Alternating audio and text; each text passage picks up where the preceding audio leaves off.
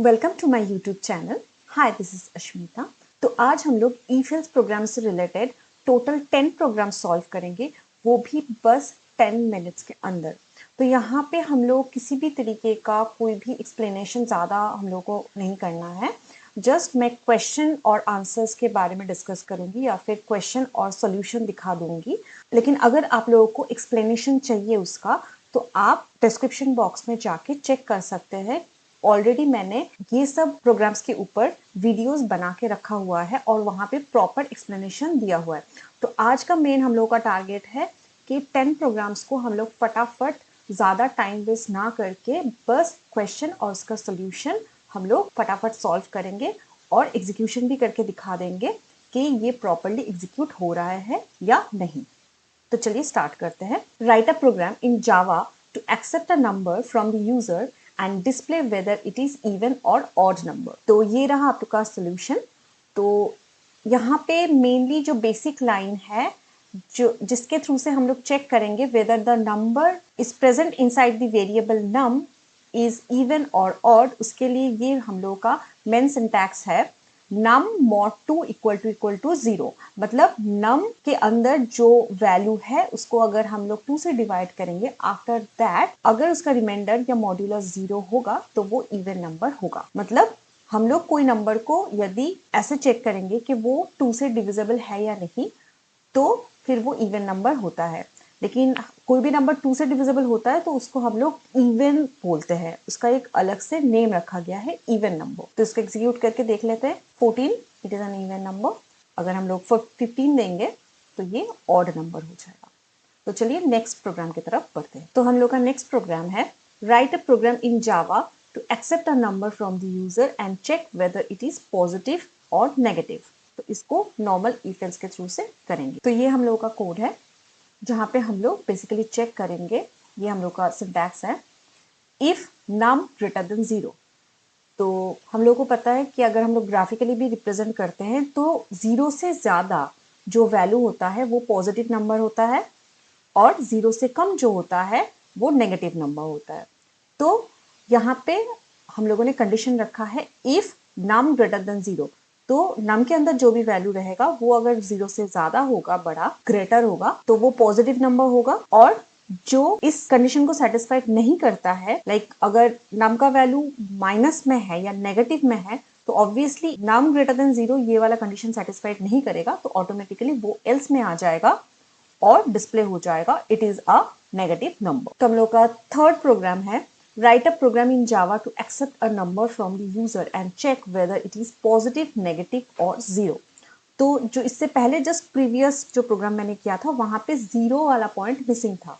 तो यहाँ पे पॉजिटिव भी चेक करना है, नेगेटिव है या नहीं चेक करना है, या फिर 0 को भी चेक करना है। यहाँ पे तीनों चीज को चेक करना है। तो यहाँ पे हम लोग एल्सिफ का यूज करेंगे या फिर बोल सकते हैं एल्सिफ लैडर का यूज करें। तो ये है सोल्यूशन ऑफ द प्रोग्राम। तो यहाँ पे हम लोग फर्स्ट चेक कर रहे हैं the number is greater then 0 है कि नहीं। सेकेंड कंडीशन में हम लोग एल्स इफ के थ्रू से चेक कर रहे हैं the number is lesser than 0 है या नहीं।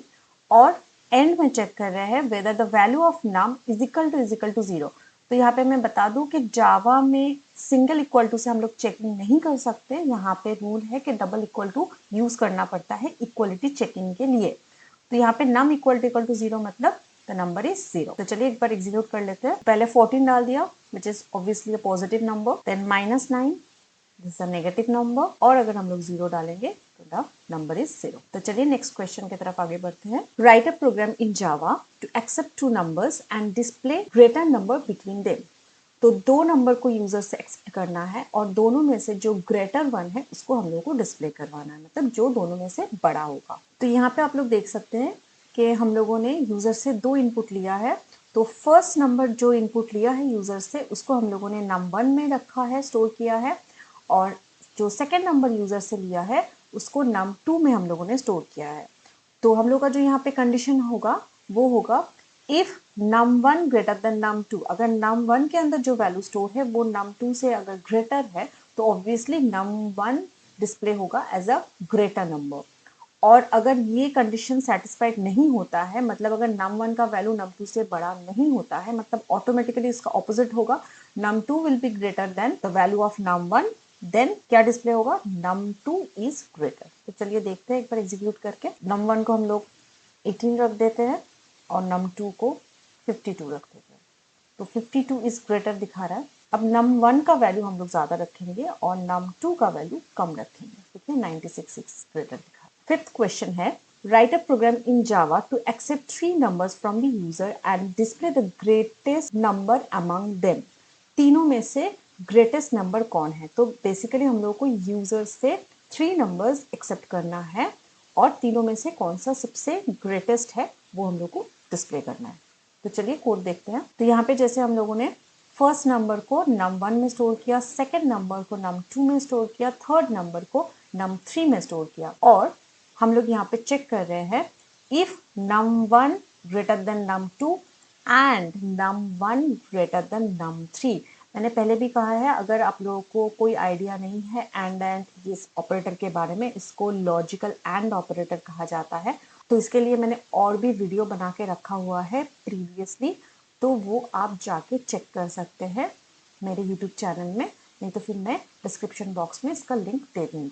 Then num2 greater than num1 and num2 greater than num3। तब num2 जो है वो num1 से भी बड़ा है एज वेल एज num2 जो है वो num3 से भी बड़ा है, तो ऑब्वियसली num2 इज ग्रेटेस्ट, ऐसे डिस्प्ले होगा। और फाइनली num3 जो है उसको हम लोगों ने num1 से बड़ा रखा हुआ है कंडीशन, num3 जो है वो num2 से बड़ा है, तो यहाँ पे हम लोग डिस्प्ले करेंगे कि num3 इज ग्रेटेस्ट, क्योंकि num3 जो है उसका value num1 as well as num2 से बड़ा है।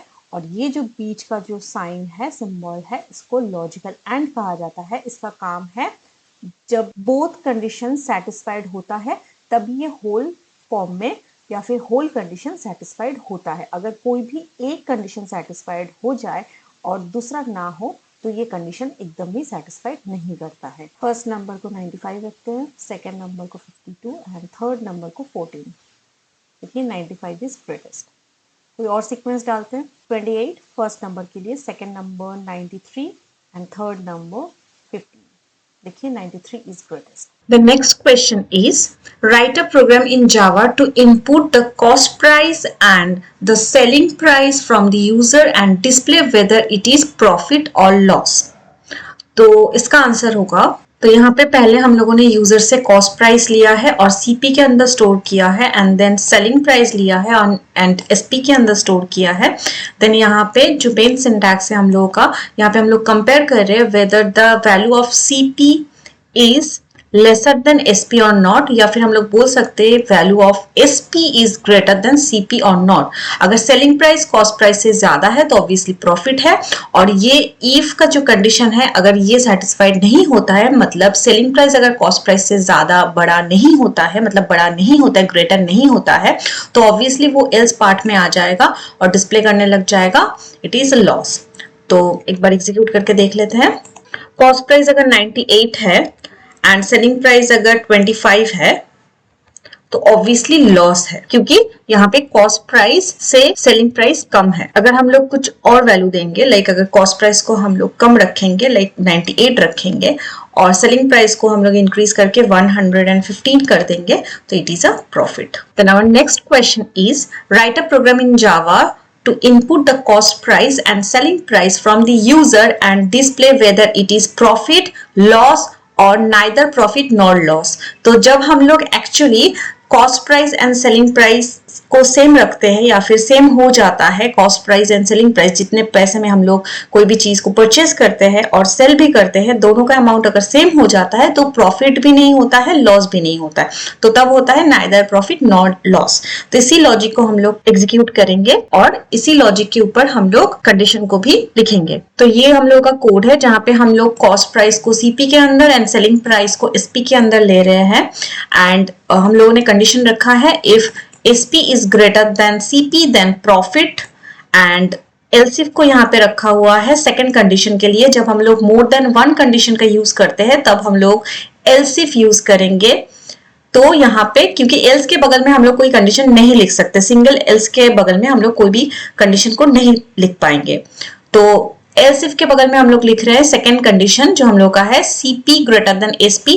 तो अगर ये परफॉर्म होता है तो लॉस हो जाएगा।